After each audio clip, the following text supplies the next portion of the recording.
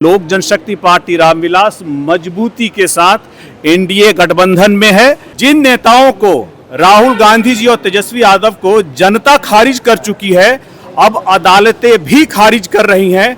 आज के दिन वो लोग यहाँ पर सिर्फ और सिर्फ भ्रम फैलाने के लिए बिहार में घूम रहे हैं, लेकिन आप देख रहे होंगे कि गाड़ियों का काफिला तो है मगर उसमें बिहार की जनता शामिल नहीं है। जिसका पूरा परिवार कभी भी बाबा साहेब भीमराव अंबेडकर को कभी सम्मान नहीं दिया, उनके वंशज जब आज संवैधानिक संस्थाओं पर कुठाराघात करने के बारे में सोचते हैं तो ये स्वाभाविक ही है। जीतन राम मांझी जी पार्टी में बड़े नेता हैं, गठबंधन में बड़े नेता हैं, अभिभावक स्वरूप हैं और उनका जो भी कथन है हम लोग उसको आशीर्वाद के रूप में लेते हैं। देखिए, राहुल गांधी जी ने कभी भी सच्ची बात बताई नहीं है कि जब उन्होंने महाराष्ट्र में वोट चोरी का वो आरोप लगाते हैं, उसके साथ ही उन्होंने महाराष्ट्र में उन्होंने केस भी किया था। महाराष्ट्र के हाई कोर्ट में केस हारने के बाद सुप्रीम कोर्ट ने भी उनके उस केस को खारिज कर दिया। नमस्कार, लाइव बिहार देख रहे हैं आप, आपके साथ मैं स्नेहा गुप्ता। जीतन राम मांझी जो है वो बार बार केंद्रीय मंत्री चिराग पासवान पर अटैक करते हैं, उनके ऊपर बयानबाजी करते हैं, जिसको लेकर आज जमुई के सांसद अरुण भारती से जब पूछा गया तो इस दौरान उन्होंने जीतन राम मांझी को लेकर बड़ी बात कही है। और इसके साथ जिस तरीके से वोट अधिकार यात्रा निकाली गई है महागठबंधन के द्वारा, उस पर भी क्या कुछ कहते नजर आए अरुण भारती, पहले आप इस वीडियो पे नजर डालिए। देखिए, राहुल गांधी जी ने कभी भी सच्ची बात बताई नहीं है। आपको याद होगा कि जब उन्होंने महाराष्ट्र में वोट चोरी का वो आरोप लगाते हैं, उसके साथ ही उन्होंने महाराष्ट्र में उन्होंने केस भी किया था और वो महाराष्ट्र के हाई कोर्ट में केस हारने के बाद कल सुप्रीम कोर्ट ने भी उनके उस केस को खारिज कर दिया। जिन नेताओं को राहुल गांधी जी और तेजस्वी यादव को जनता खारिज कर चुकी है, अब अदालतें भी खारिज कर रही हैं। आज के दिन वो लोग यहाँ पर सिर्फ और सिर्फ भ्रम फैलाने के लिए बिहार में घूम रहे हैं, लेकिन आप देख रहे होंगे कि गाड़ियों का काफिला तो है मगर उसमें बिहार की जनता शामिल नहीं है। तेजस्वी यादव सर राहुल गांधी को पीएम बनाने की बात कर रहे हैं। बिल्कुल, तेजस्वी यादव जी राहुल गांधी जी को प्रधानमंत्री बनाना चाहते हैं और राहुल गांधी जी कहते हैं कि तेजस्वी यादव जी को बिहार में सीएम बनाना है। तो ये बताइए कि जिस गठबंधन में है वो क्यों नहीं एक दूसरे को मुख्यमंत्री और प्रधानमंत्री घोषित कर देते हैं। पब्लिक मीटिंग में, पब्लिक मंच पर आकर एक दूसरे को मुख्यमंत्री और प्रधानमंत्री बनाने की बात करते हैं। अपने गठबंधन के अंदर फिर उनके बीच खींचातानी क्यों है?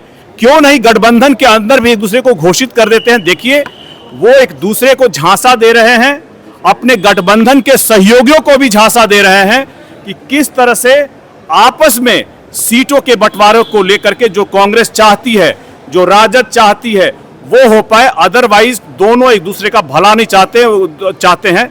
वो एक दूसरे को सिर्फ खत्म करने के बारे में बात करते हैं, लेकिन पब्लिक मीटिंग में एक फेस सेविंग के लिए वो दिखाना चाहते हैं कि भाई हम इनको प्रधानमंत्री और इनको मुख्यमंत्री आपस में बनाना चाहते हैं। तो जिस गठबंधन में वहां घोषित करें, अगर हिम्मत है तो घोषित करके बताएं। जीतन राम मांझी जी नसीहत दे रहे चिराग पासवान को कि एनडीए में रहकर ही अपना भविष्य तलाश से बेहतर होगा। कब? फिर से बताइए। जीतन राम मांझी जी चिराग पासवान को नसीहत दे रहे हैं कि एनडीए में रहकर अपना भविष्य तलाश से। जीतन राम मांझी जी पार्टी में बड़े नेता हैं, गठबंधन में बड़े नेता हैं, अभिभावक स्वरूप हैं और उनका जो भी कथन है हम लोग उसको आशीर्वाद के रूप में लेते हैं और उनके इस आशीर्वाद को स्वीकार करते हैं।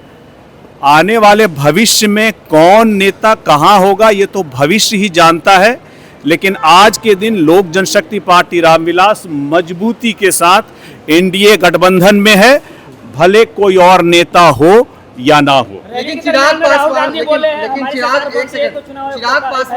को लगातार जीतन राम मांझी जो है वो अटैक करते रहते समय पर, लेकिन आप हमेशा ये कहते हैं अभिभावक हैं, आशीर्वाद लेते हैं, लेकिन लगता नहीं कि मैसेज निगेटिव जाता है। आज भी उनके कथन को हम लोग आशीर्वाद के रूप में ही लेते हैं। देखिए, हमारा लक्ष्य बड़ी पार्टी बनने की तरफ अग्रसर है।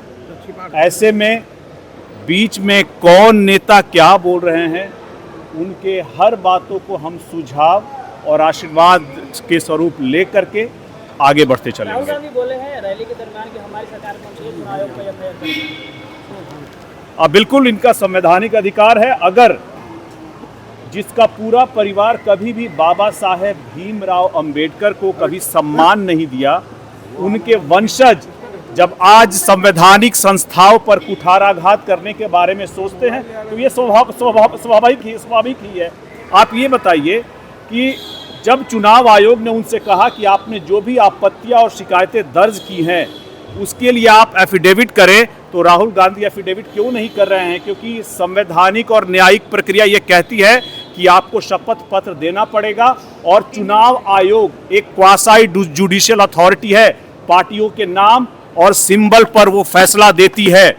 तो क्या उस संवैधानिक संस्था का जो न्यायिक प्रक्रिया है, अगर राहुल गांधी उसको फॉलो नहीं करेंगे, संवैधानिक प्रक्रिया और न्यायिक प्रक्रिया को सिर्फ मीडिया विमर्श बना करके रखेंगे, तो ऐसे नेताओं से जनता को भ्रम जाल से बचना चाहिए, ऐसे नेताओं से बचना चाहिए। जमुई के आप सांसद हैं, जमुई के कई प्रखंड जो हैं वो एक तरह से बाढ़ प्रभावित इलाका बन चुका है, कहीं ना कहीं ग्रामीणों को काफ़ी दिक्कतों का सामना करना पड़ रहा है। बतौर सांसद आप क्या कहते हैं? देखिए, आज से हम लोग जो भी हमारे शेखपुरा में जहां घाट कुसुमा में बाढ़ आई हुई है, वहां हम लोग आज से भ्रमण कर रहे हैं और भ्रमण करने के साथ साथ हम लोग एक कार्यक्रम हम लोगों ने, हमारी पार्टी ने लॉन्च किया है जिसका नाम है चिराग का भरोसा, जिसके माध्यम से मेडिकल किट, मेडिकल कैंप और सूखा राशन और इसके अलावा जहां जहां फसल का नुकसान हुआ है उसके लिए पार्टी अपनी तरफ से प्रयास करके उन किसानों को भी पूरा राहत दिलाने का प्रयास करेगी।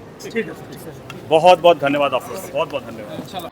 तो सुना आपने क्या कुछ कहा जीतन राम मांझी को लेके। वो कहते नजर आए कि वो अभिभावक हैं, वो कुछ भी कह सकते हैं, हमें उनकी बातों का जवाब नहीं देना है। साथ में वोट अधिकार यात्रा पे उन्होंने कहा है कि ये लोग सिर्फ चुनावी जुमला कर रहे हैं, इनका कोई अस्तित्व नहीं है। तो देखिए, ये सब सारी बातें जो है जमुई के सांसद अरुण भारती ने कही है। अब देखना होगा इसके बाद सियासी पारा कैसे हाई होता है। बनिए हमारे साथ, तब तक के लिए बहुत बहुत शुक्रिया।